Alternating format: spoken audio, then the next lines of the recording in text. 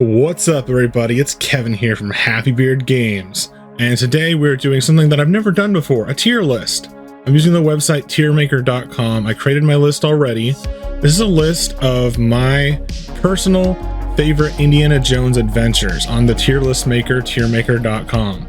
I've always wanted to do a tier list, and I have a lot of ideas in my mind about how I could fill one out, so I decided to make my own today. So you might know that recently on my channel, Happy Beard Games, I did 5 different Indiana Jones video games in different video formats, and that was a lot of fun to go back and check out those games. Many of them I hadn't played before, and most of them I still haven't played fully, so my opinions are a little bit different than those who might have played the games fully.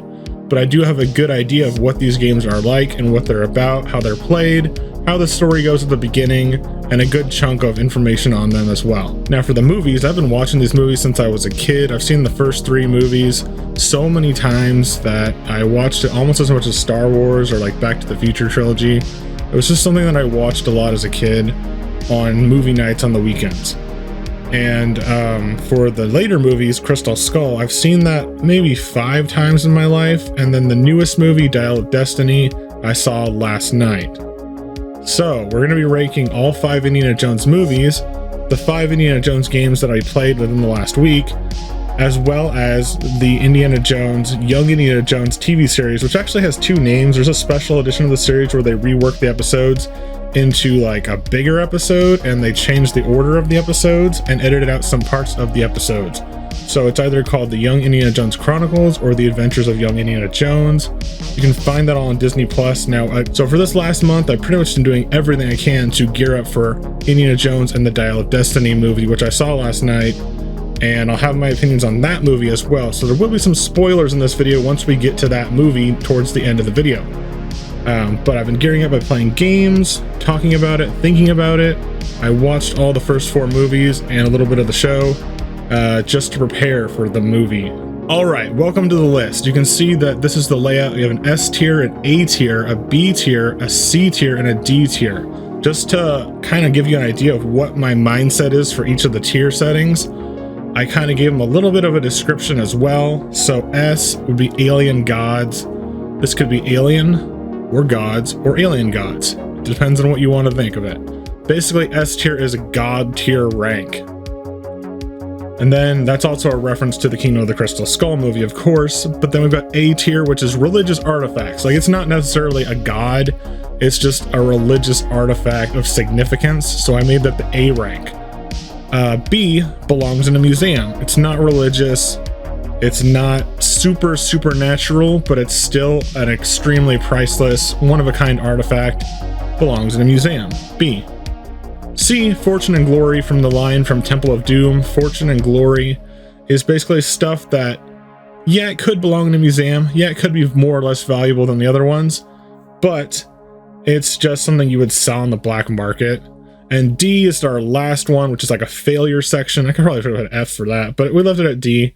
And that's counterfeit treasures, just like stuff that looks like it, but it's not. And that's actually something they have in Dial of Destiny. That's not really a spoiler, but there is counterfeit treasures in that movie. So that's my descriptions for the rankings on the tier list. Let's get started. I think we're going to start with the video games, then move on to the show, then move on to the movie. And no, we're not ranking every episode of the show. We're just ranking the show in general from what I've seen. So let's start. With the earliest game on our list, which is Raiders of the Lost Ark for the Atari 2600. I've got it here on its box art. I'm going to put this one... where do I want to put this? This is a really debatable game, and it's really hard to pick. I think I'm going to put it on a B. It might change as I talk about it. So let's leave it on B, and there's a reason for B. Raiders of the Lost Ark on the Atari 2600 is a game that is extremely like divisive, I would say. It's not for your Atari 2600 crowd at the time of the console's release. It's definitely not for that crowd. It's not for your arcade going crowd. It's not your family friendly crowd. It's not your pick up and play on Christmas morning kind of crowd. It's definitely geared more toward people that like adventure games or adventure movies, which is what Indiana Jones is and all about. But you got to remember the limitations of the Atari 2600 And this is a game made by Howard Scott Warshaw. I think it's his second video game after Yar's Revenge, but this is before E.T. If you know anything about E.T., I would say this game is actually harder than E.T. on its easy difficulty, and maybe more confusing than E.T. in some regards. Because I can do E.T., but Raiders of the Lost Ark, I had to look up a guide for. And that's another point that I want to make about Raiders, is even if you've seen the movie, and you know the movie like front to back, the game you cannot pick up and play. I believe this is a game that no one can pick up and play on their first time and beat it or figure it out. It's not a very long game, it's on Atari of course, but it's a very confusing game, right down to the fact that you have to use 2 controllers to play this game, so you have to have both controllers in. So if you only have 1 controller, you're out of luck. You have to have both controllers in it. One selects items, the other one you move your character around, because there's only 1 button on each controller, by the way. So it's very limited, but it's kind of cool. It's a very innovative game. It's very ahead of its time. They put too much stuff in it for the Atari to pretty much handle. You know, you're using 2 controllers, you're solving puzzles, you're dropping items, picking up items, activating items at certain times. There's a timer in this game that like has a clock dial that actually like goes around, and you have to do things at certain times in the game. There's action in it, there's adventure in it, yes, but is it fun? I don't know. I'm still like, I know it's a divisive game for people that play it. Like, kids would probably not know what to do, parents would not know what to do. I did not know what to do, but even when I figured it out, it's like, yeah, it's divisive for other people, and also it's divisive for me. I don't know if I like it or not. I'm not really sure how I feel about Raiders yet. I want to like it. It was fun to learn, but it's not a game you can pick up and play any day unless you have a guide. So I'm going to put it as a B right in the middle. It belongs in a museum. Our next game, oh, by the way, I've got the cart right here. I forgot that. Now, if you want to know more about my gameplay opinions, I talked about them all in detail on a quick play, let's play on my past videos. They're my most recent videos in this series. And one of them was a bonus feature game in the game Staff of Kings, and that's The Fate of Atlantis. Now, The Fate of Atlantis is highly regarded as one of the best Indiana Jones games, but I haven't beaten it yet. I haven't played it fully, but what I have played, and I played this one as a kid too, but when I played it more recently, like last week, The Fate of Atlantis, it was amazing. It was ahead of its time, but not in the bad way that Raiders is. I'm not necessarily saying that Raiders is bad. I'm just saying it's not in the way that the hardware limited it. This has full voice acting, beautiful, what's it called? Pixel art. The graphics look great. It feels like an actual Indiana Jones adventure that you control. The characters just feel right. They sound right. They look good enough. I kind of want to put it as an S rank, but I don't know the ending, and I don't know too much of the game, but it's a lot of fun. I would play it again, so I'm definitely going to give it an A. If I knew more about it, maybe an S. And I might get some flack for that, because I know it's the best, like, Indiana Jones game, pretty much. People always say that. So our next game is for the Super Nintendo, Indiana Jones Greatest Adventures, which covers all 3 of the original movies in a Super Star Wars style gameplay. If you know Super Star Wars, it's an action platforming game that follows the Super Star Wars games. This was made on the same game engine and plays very similarly, and it's a lot of fun. I played it as a quick play. I should have done a longer quick play because it turned out to be shorter than my other videos, which I didn't expect at the time, but it was so much fun that I'm definitely going to go back and beat it. And I only played through about half of Raiders of the Lost Ark on that game. There's also Temple of Doom and Last Crusade as well, so it's a really good game. Covers the movies pretty well, with some exaggerations, as you might expect if you played Star Wars, Super Star Wars. Let's see, we got Raiders, or not Raiders, but Greatest Adventures. I'm gonna give it an A. It's definitely an A. Now, it's not for everyone, but I enjoyed it.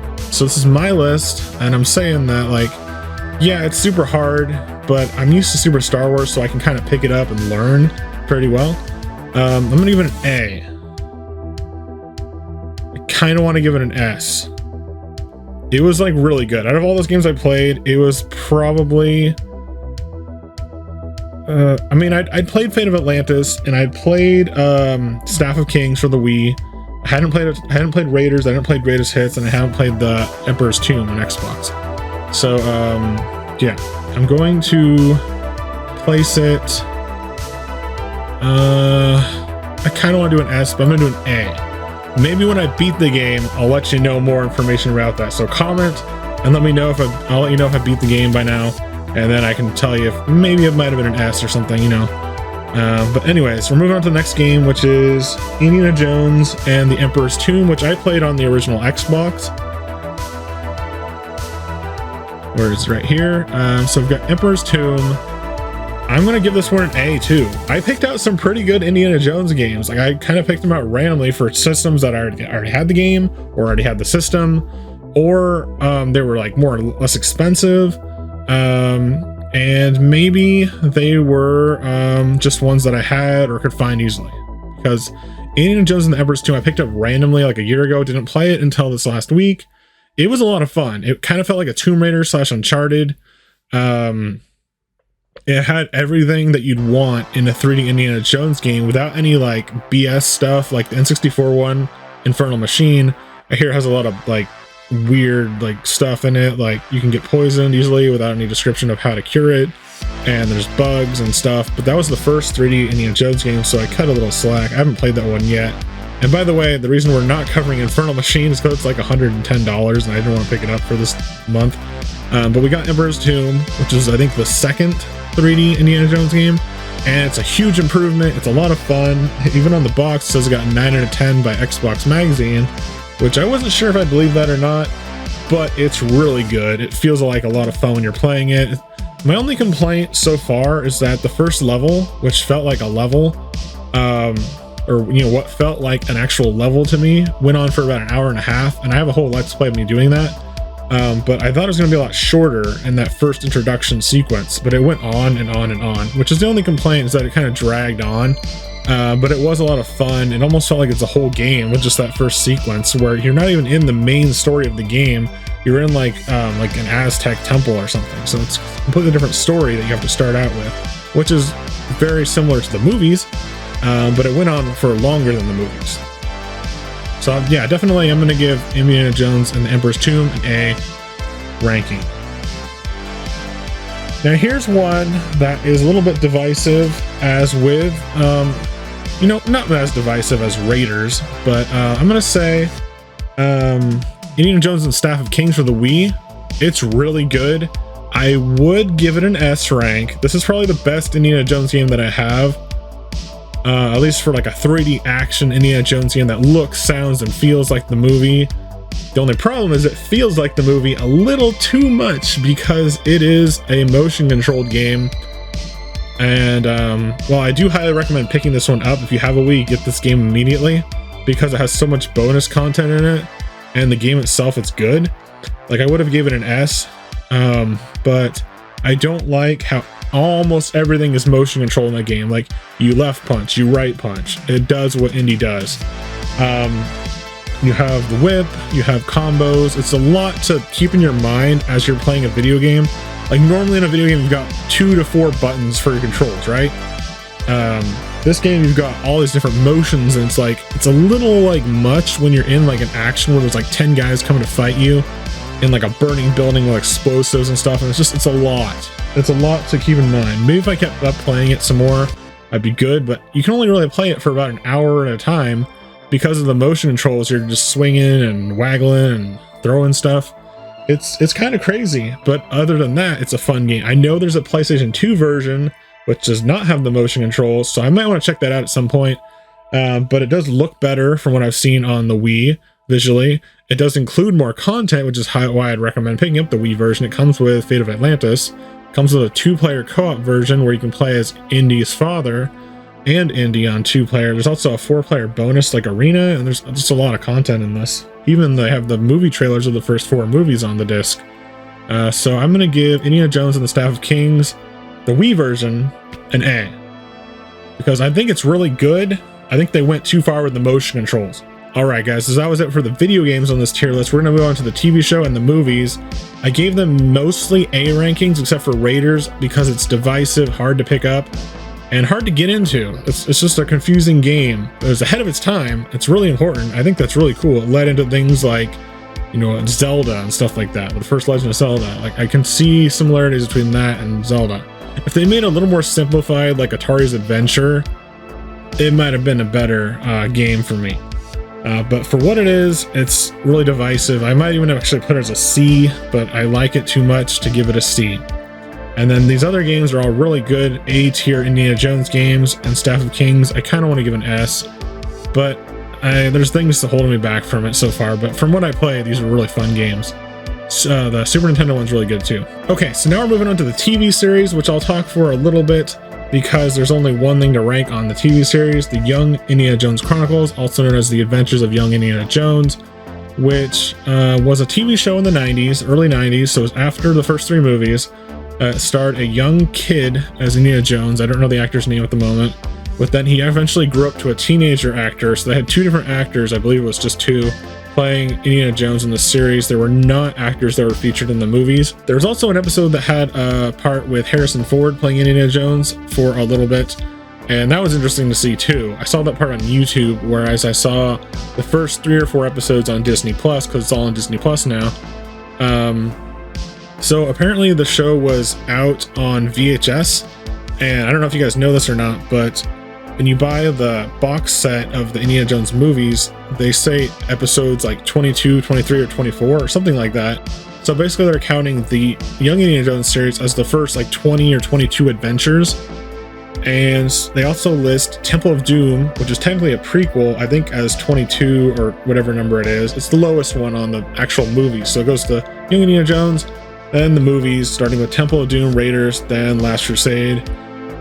So basically, they're canon. They're definitely canon. They're probably higher canon than the video games to an extent.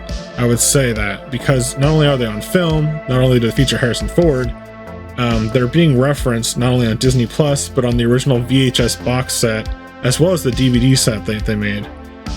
So that's pretty interesting to know about Young Indiana Jones. But what do I like about it? What do I feel like I like about it?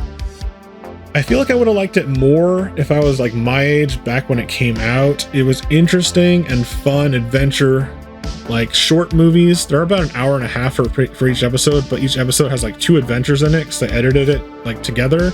I guess it's a little bit hard to describe. It's like a Star Trek episode with like an A and B plot, except the A plot is like 45 minutes and the B plot's like 45 minutes. It's kind of like that, but they're not so much intertwined as they are like 2 stories with a little bridge and then in between them, and so it feels like an episode.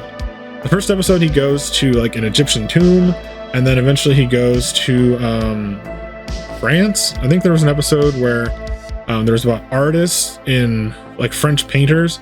That was an interesting episode. That actually interested me more than the first episode that was about like an Egyptian tomb, which sounds more like your typical Indiana Jones adventure. And this is still when it's like the young boy Indiana Jones. It's not the teenager Indiana Jones. And also there was an episode I saw where they went to Africa that was kind of interesting too.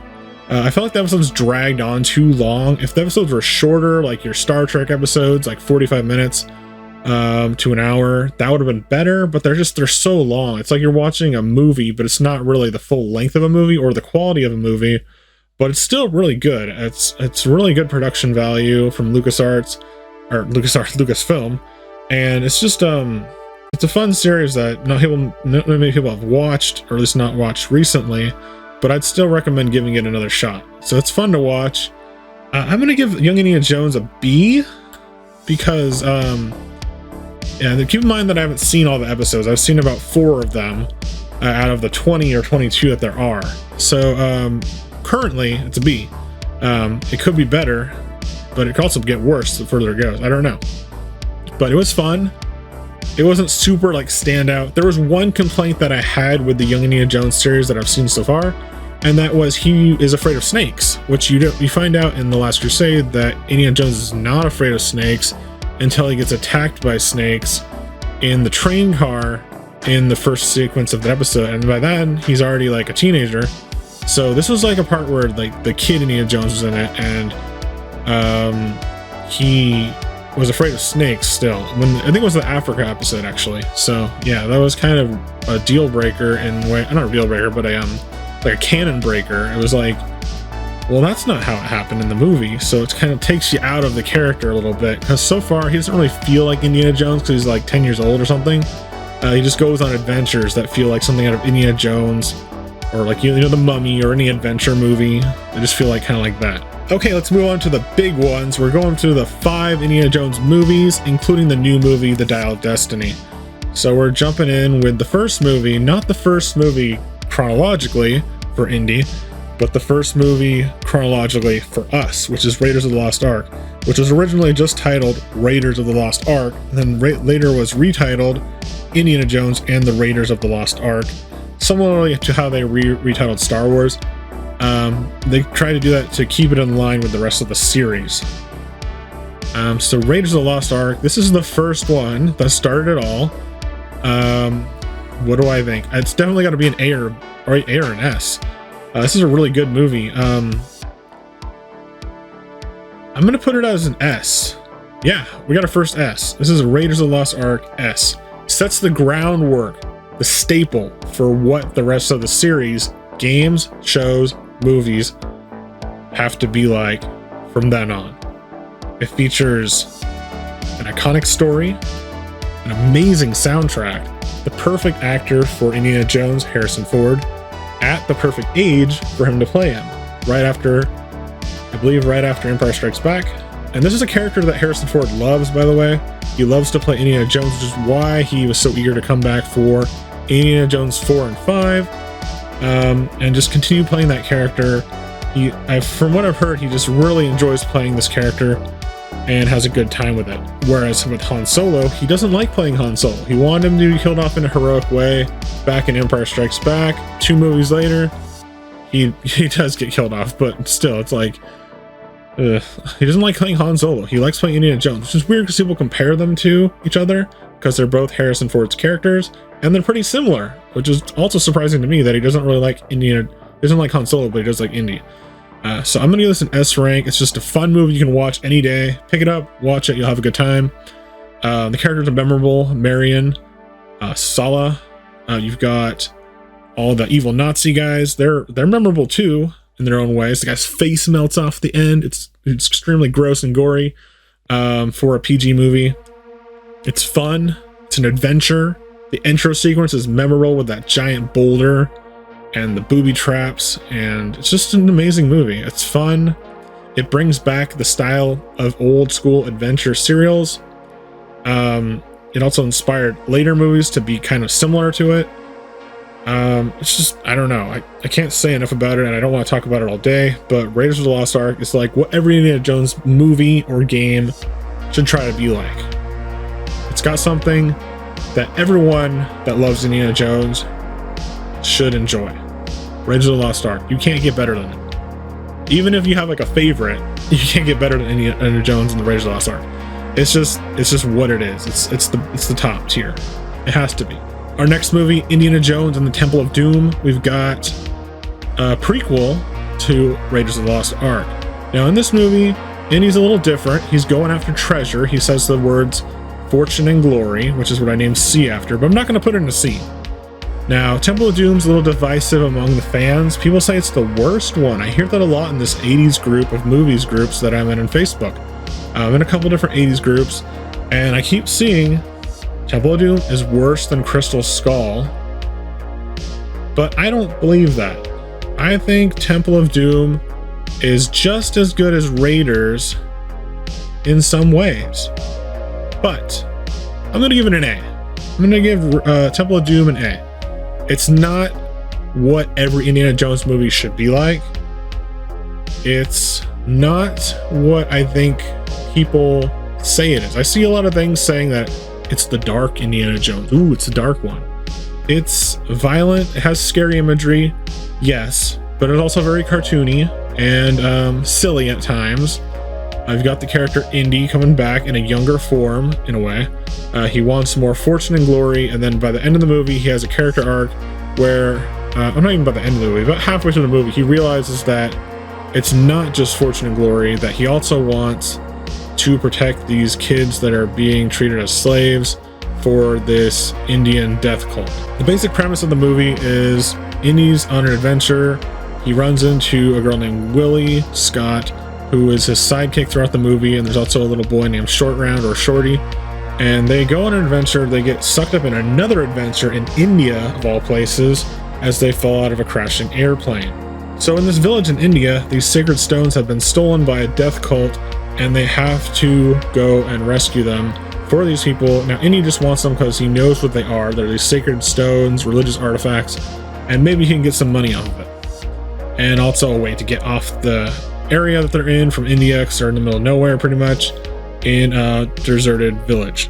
So Willie, Indiana Jones, and Short Round go on this adventure throughout the Temple of Doom, which is literally a temple, and there's a lot of doom in it. It's scary. There's an adventure, there's booby traps, there's mystery, there's scary cultists, there's fighting, there's voodoo magic.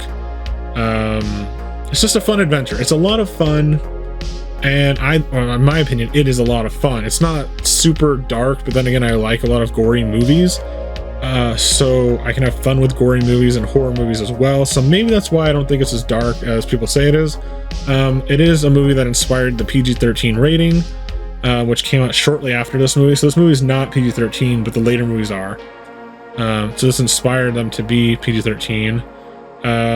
This is a movie that I really enjoy watching every time, just like much as Raiders. I enjoy watching Temple of Doom just as much. I just don't think it's as important to the Indiana Jones series as Raiders, because Raiders is like Indy versus the Nazis. It's a big deal. They're going after the Ark of the Covenant. In Temple of Doom, not that the sacred stones are any more or less important than the Ark of the Covenant. Maybe they are less. I don't know. It just seems like a smaller side adventure. It was a movie that Steven Spielberg apparently didn't care too much about making. It wasn't as directly like focused on, from what I've seen. It wasn't as interested in the story as maybe George Lucas was. But I don't know. I think it's a fun movie. It's really great, but I'm not going to give it an S tier. Okay, let's move on to the third movie, which is Indiana Jones and the Last Crusade, which sounds like a great finale movie, right? But there's two more after this. So Last Crusade, I kind of don't like to do this, but I'm deciding between S and A. I'm going to give it an A. A lot of people say it's just as good, equally as good as Raiders, and better than Temple of Doom. But in my opinion, since I watched all three in like movie marathons as a kid, I watched these all three like just back to back to back. And even when I watched them earlier this month, it was like right after another, and I think this movie is fun. I feel like it's more serious, has a serious tone through it, not as goofy as Temple of Doom.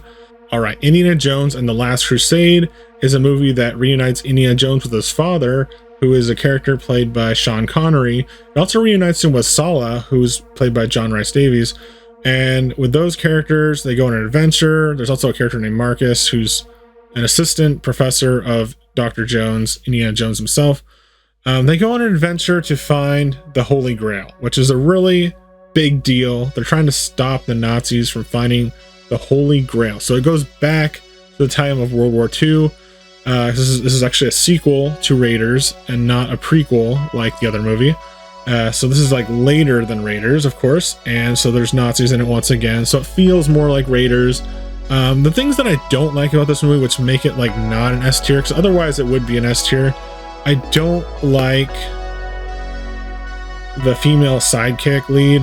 I don't like her in this. She turns out to be a Nazi. Her name is Elsa, and I just don't find her interesting in any way. Personally, I just don't think that she is nearly as interesting as Marion or nearly as interesting as Willie. She's not as fun or like likable as Willie. I mean, I found Willie very interesting and likable and funny and all that. Fun to have on an adventure, while not necessarily being a good character in terms of action and stuff. Willie was interesting.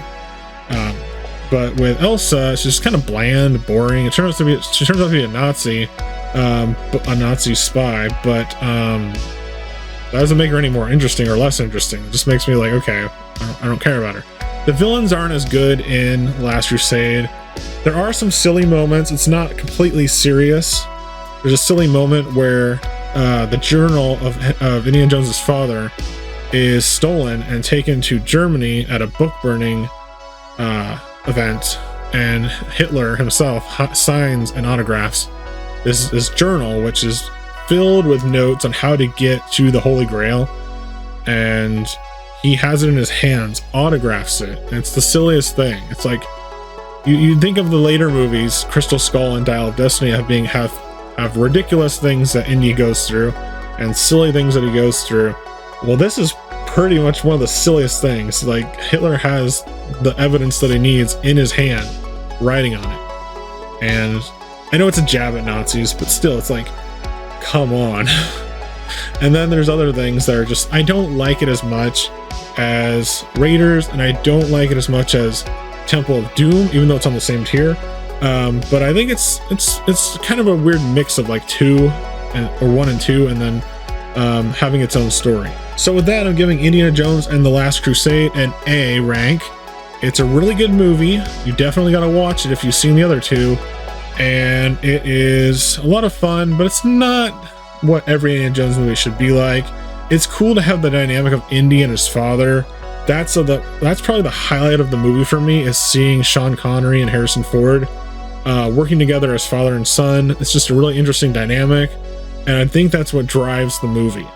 It doesn't have Short Round, it doesn't have Marion, but still, I think that's a good dynamic duo of Harrison Ford and Sean Connery.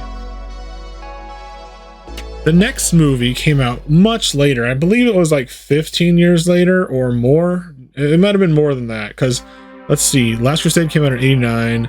Crystal Skull came out when I was in high school, so like 2007 or 8. So that's a long time. So we've got Indiana Jones and the Kingdom of the Crystal Skull. I'm gonna give this one, this is a hard one, I gotta think about this, but I can pick it up again, I guess. So I'm gonna give it a, I kind of want to give it a C.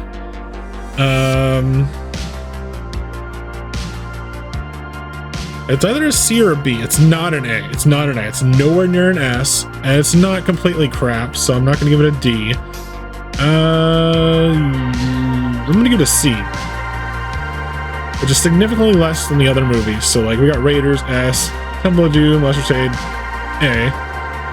But this one's significantly less, and here's the reasoning why. And it's not the same as what a majority of people say about this movie as bad. I have some weird, like, specific reasons why I don't like this movie as much as the other 2. I still actually really do like the movie. I enjoy watching it. It's fun. I haven't seen it as much as the other ones, partially because it's newer and not as enjoyable. But this is what I have to think about it. So, Indiana Jones 4 has a lot of like references and stuff to the older movies. It actually starts out where the Ark of the Covenant was brought into in a box at the end of Raiders, which turns out to be Area 51. There's Russians that are looking for an alien in Area 51 in one of the boxes. Indiana Jones is there, and basically that sets off the adventure of the Crystal Skull story. It also introduces a new character, Mutt, who is played by Shia LaBeouf, who is Indiana Jones' son, which is actually a highlight of the movie. I liked him in the movie. There's another highlight of the movie too, which is reuniting Indiana Jones with Marion from Raiders of the Lost Ark, and that is a really good dynamic. I feel like the best parts of the movie are the parts with Indiana Jones and Marion together in the same scene. With other parts, it feels like Indy's alone. When he's with Mutt, it's okay, but when he's with Marion, it feels like Indiana Jones. So there's a little bit less adventure in this one. I feel like there's not as much action in this one. There are some cool scenes and set pieces. The story is interesting enough to see what happens to Indiana Jones later in life, like how he's changed and grown throughout the time periods. I find that interesting to see how he changes through each decade. I find that interesting in the next movie too. But in Kingdom of the Crystal Skull, which I think is set in the 50s, it's an interesting time period for Indiana Jones and his friends. So the adventure is pretty interesting. Instead of being like religious or Christian or Indian from India or anything like that, they go to, I think it's Aztec or Mayan or a pre-civilization like that in the area of South America, where they go and find the Kingdom of the Crystal Skull, which is once again an alien skull. Yes, there's a spaceship, there's an alien, but they're not space aliens. They're actually multi-dimensional beings or interdimensional being aliens. So that's what the Crystal Skull is. It has like psychic powers too. It has another new character played by Kate Blanchett, and she's really interesting too. She's kind of a goofy villain though, so she's not like that interesting, but she plays it well in like a comical way.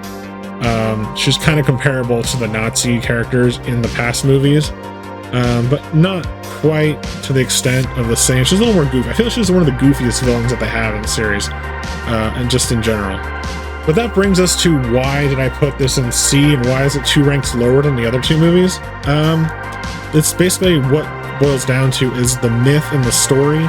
So you've got Raiders of the Lost Ark, which is about the Ark of the Covenant, important biblical story. You've got Temple of Doom, which is an important Indian artifact about an Indian religious death cult.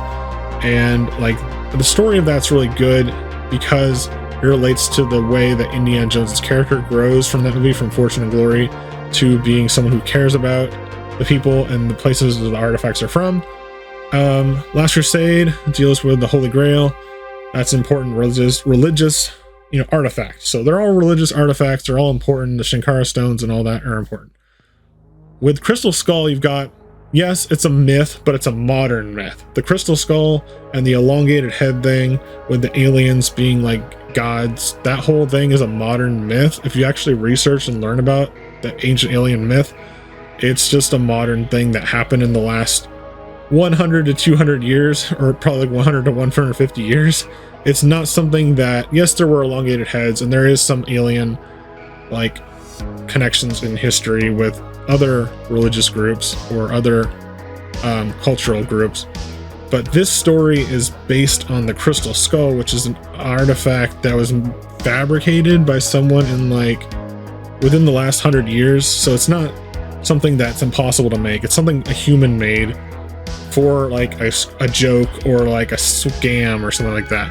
It's basically the equivalent of if they made Indiana Jones and the Adventures of Bigfoot, or Indiana Jones and the Loch Ness Monster or something like that. That's basically what the Crystal Skull is. It's just like a modern myth that is not thousands of years old. It's just like a made-up thing.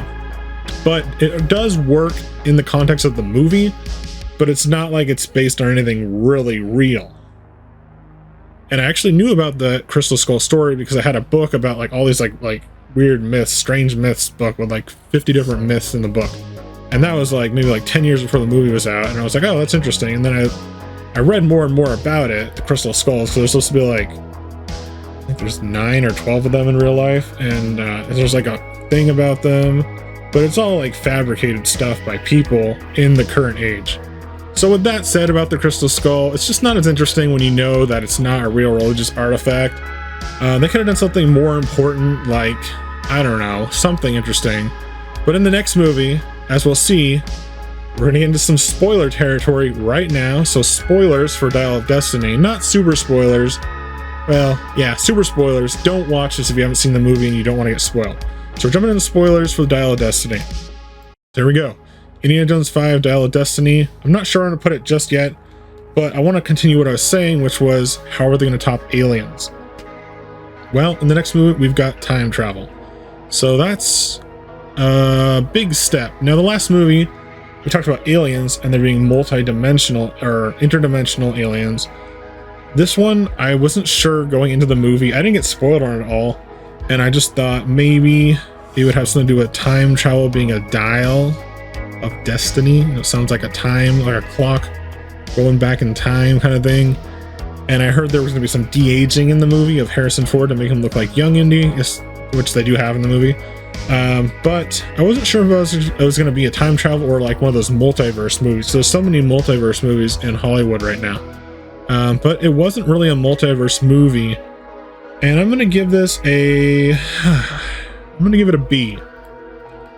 I'm going to give it a solid B. It's better than Crystal Skull. I enjoyed it a lot more than Crystal Skull. I think once it comes out, I'll probably watch it more or as much as Crystal Skull, but I just enjoyed it more. There's a few reasons why. And now, keep in mind, I've only seen this movie once, and it was last night, so I'm like right off of the ride from it. But I didn't think it was bad. I thought I'd give it like an 8 out of 10 if I was ranking it, 7 or 8 out of 10, you know? There are parts of it that I have my complaints, of course, and there's parts that I didn't like as much, but there were some things that I really did like about it and were really interesting to me. Yes, there is a long sequence, mainly at the beginning, where he is de-aged, the de-aging technology of CG Harrison Ford, or whatever it is that they use to make him, works like 90% of the time or 80% of the time. There's little parts where he'd be moving really fast and it would look a little weird. I don't know how to describe it. It's like looking at a video game character that looks really good. It's like the uncanny valley effect. It was like that at times. You have to kind of submerge your or whatever. You have to basically believe in the movie, and like you have to know what's coming, or otherwise you'd be like, oh, he's young, and then you're like, wait, something looks wrong, and it just makes you feel a little weird about it. But yeah, you have to go in expecting to see a young, de-aged Harrison Ford, and you'll be all right. He's actually on another adventure, just like the other movies' intros, pretty much, where he's on a separate adventure. He's looking for this spear that impaled Christ. It's like a lance of something, and so basically he's looking for that artifact, and he finds out that it's fake at one point. He's looking for it at the same time as the Nazis. So this is like, I think this is towards the end of World War II. So this is a flashback to a time that I believe is after Last Crusade. So he's not really as young as he is in the other movies, but it's a little bit after them. So it's a different adventure. It sets up the plot for the new movie with a couple characters that come into play later on in the movie. The movie itself was good. The pacing was a little off. It felt really long, and it is half an hour longer than your typical Indiana Jones movie. So it did feel like they could have shortened it at times, and I have complaints with the ending and the way it ended. But overall, it was fun. It hit all the points and marks that an Indiana Jones movie should have, better than Crystal Skull did even. It was nice seeing Indiana Jones on screen again. It was nice seeing Harrison Ford in a movie again. It's also nice seeing him in that time period, which is 1969. It actually takes place around the time of the moon landing, and that's really interesting, which actually plays into the story too. It's not just an event that happens, but it actually ties into one of the characters, the villain of the movie, who is a Nazi scientist that believes he can do things better than Hitler, but survived World War II and is working for America, and he helped them land on the moon.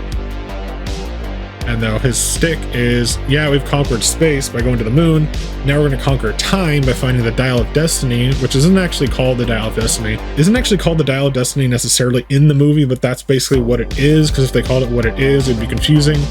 But they're trying to find this artifact that he believes not really takes you back in time, because that's not what the artifact does, so don't get confused with that. It's basically you have two parts of this like clock, and when you combine them, it'll show you where, somehow it shows you like with numbers and the way it's pointing and other things. So it's like a compass and a clock and other things at once. It'll show you and leads you to like a crack in time that happens apparently naturally at certain points in history, and you can like go through it in the sky in an airplane, which is what they do towards the end of the movie.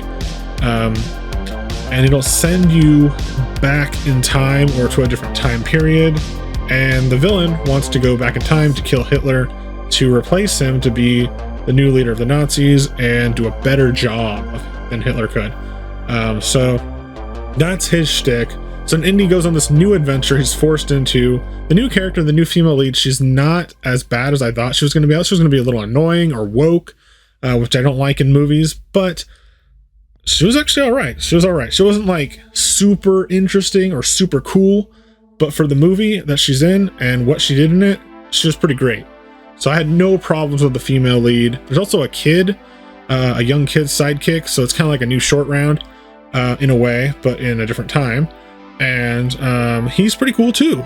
So there's a lot of interesting side characters. Sala comes back.